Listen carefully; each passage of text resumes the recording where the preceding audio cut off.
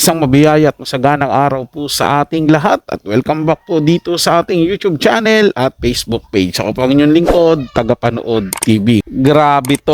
Eman Makosa Pacquiao, halos maihi sa kilig at napayakap pa kay Jillian Ward nung magkita silang dalawa.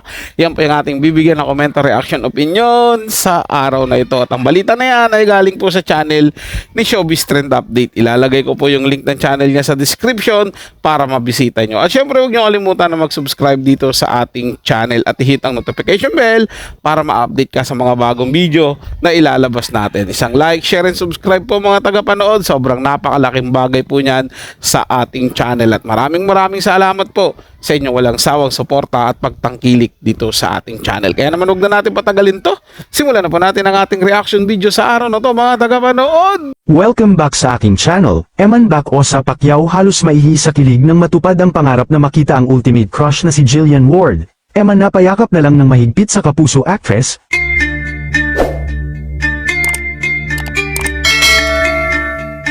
Finally ay natupad na nga ang pangarap ng kapuso actor at boxer na si Eman Makosa Pacquiao, ang kanyang pangarap na makita ng personal ang kanyang ultimate crush na si kapuso actress na si Jillian Ward. Dahil nitong Lunes nga lang sa black carpet ng premiere night ng KMJS Kapuso Mo Jessica Soho Gabi ng Lagim the Movie, dito ay naimbitahan si Eman para maging special guest, upang mamit na rin si Jillian Ward na kanyang hinahangaan na bibida sa nasabing horror movie. Dito makikita ang kilig ni Eman nang makita niya si Jillian Ward, na halos hindi maalis ang ngiti sa kanyang labi na halos maihina sa kilig dahil hindi makapaniwala na makikita niya ng personal si Jillian na dati ay pangarap lang. Makikita rin na halos na nakailang yakap si Eman kay Jillian at tila may binubulong pa ito, na pagpapakita ng respeto sa kapuso actress dahil sa naging maayos din na pakikitungo sa kanya nito nang magkita sila ng personal. Maririnig naman ang sigawan ng mga tao dahil ultimong sila ay sobrang kinilig din sa dalawa. Marami din ang nakapansin na halos kiligin din si Jillian kay Eman, lalo na nang yakapin siya ni Eman, na talaga nga naman mas lalong nagpakilig sa mga tao na nandoon din sa premiere night. Makikita rin na binigyan ni Eman si Jillian ng bulaklak na sobrang ikinatuwa naman ng dalaga. Makikita rin sa kanila ang respeto sa isa't isa, kaya naman mas lalo pang kinilig ang mga netizens sa kanila. Tila naging movie date naman daw ang premiere night dahil sa pagdalo ni Eman, na mas lalong nagpaingay sa movie na pagbibidahan ni Jillian. Parang halos si Eman Makosa daw ang nakahatak sa fans upang mas lalong panuorin nila ang KMJS Gabi ng Lagim the Movie.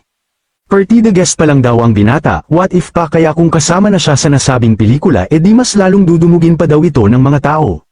Kung mababasa naman sa komento ng mga netizens, ay halos lahat ay kilig ang kanilang komento, at talagang bagay na bagay daw talaga ang dalawa. Sabi pa nila napakalakas daw ng hatak ni Eman sa tao, malaking tulong daw ang nagawa ni Eman para i-promote ang pelikula na pagbibidahan ni Jillian Ward, na parang si Eman nga daw ang bibida at Jillian sa nasabing horror movie.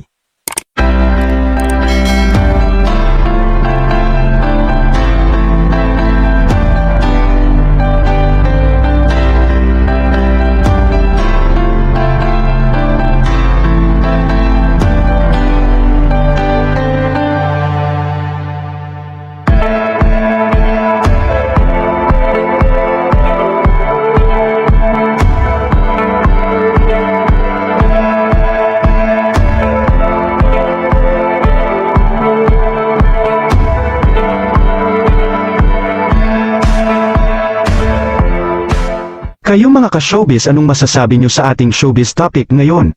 Grabe, kinilig din po ako mga tagapanood. Huling kinilig ako nung sagutin ako ng aking misis ngayon. At ngayon na lang ulit.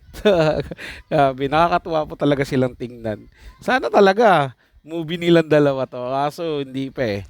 Pero hindi pa rin ako nawawalan ng pag-asa. Ganon din yung mga maraming umaasa at humahanga kina Eman at Jillian na magkakaroon sila ng proyekto na magkasama silang dalawa. Yun talaga yung inaasam din namin eh. Lalo na ako, mga tagapanood. Parang nabuhayan ulit ako na parang masasabi mo, ang sarap pala talaga na may minamahal ka. Kaya ako, swerte din ako sa misis ko at strong kami ngayon.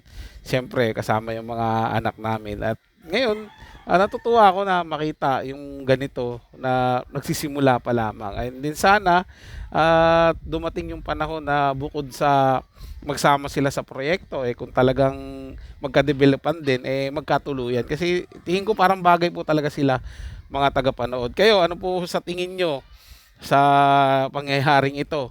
Tingin nyo ba magkakamovie na si Eman Bacosa Pacquiao at Jillian Ward? O kaya naman mauwi sa magandang relasyon yung pagkikita nilang dalawa? Komento yan sa ating comment section, pag-uusapan natin yan. At syempre pupusuan ko yan mga tagapanood. So yun lang po mga tagapanood, ito'y comment at opinion lamang, wala pong personalan. Paalam po at mabuhay po kayong lahat. Maraming salamat po sa inyong panonood.